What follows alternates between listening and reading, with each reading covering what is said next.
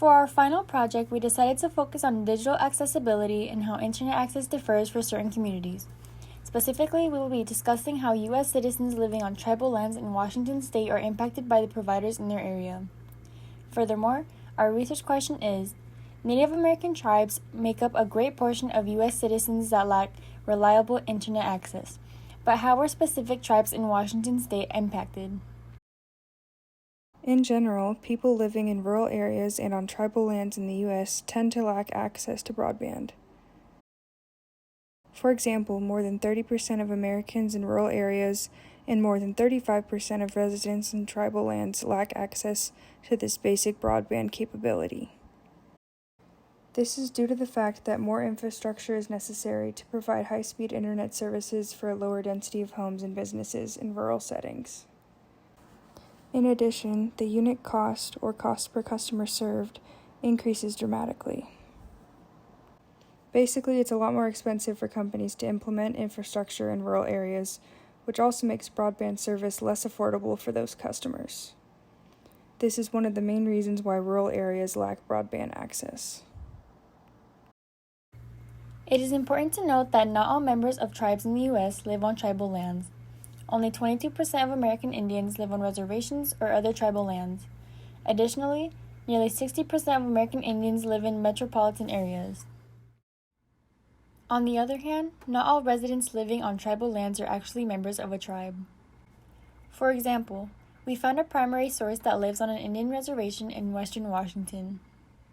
We set up an interview with this individual, who wished to remain anonymous, and asked them about the internet access in their area in order to gain some more insight. Okay, so where do you live? I'm a resident on the Tulalip Indian Reservation. And how would you describe the area that you live in? Tulalip Indian Reservation is a kind of suburban type of, with some rural areas within it. Are you a tribal member, or are you part of the Tulalip tribe? No, I'm not. On the Tulalip tribe lands, there's deeded property and leased land, and I'm actually on deeded property. So when I bought this property, it's deeded, which means just like anybody else when you buy property anywhere. So who is your internet provider? My internet provider was, when I first moved in, it was Frontier Communications. Now it's Ziply Fiber, which we bought out Frontier, I believe. And yeah, that's my internet. They're the landline phone provider, which is also the internet provider. Do you know if there's any other providers for your area or on the reservation? There is. The Tulalip tribe has their own network called Salish Networks, and they actually lease the phone lines from Ziply Fiber, I believe, is what I've been told. And that's how they operate, off their own servers, their own service they set up, so you can get their service too. What are your internet speeds like in general?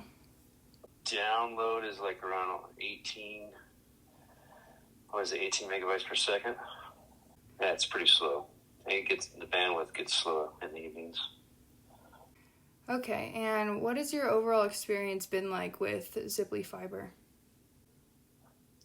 It's been okay, but not the best, because when the technician came to install the stuff, he basically the phone lines on the pole are the wire gauge he said is too small. It's like a 26 gauge pair wire, which it needs to be larger wire. So that infrastructure, the wire needs to be replaced with larger wire.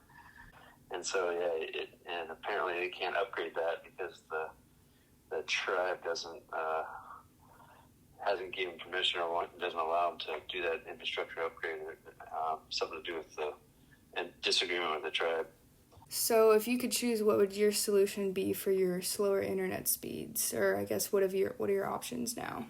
Well, besides just using your phone, there really isn't an option. I guess the only option would be I've heard about this, the new Elon Musk Starlink satellite internet.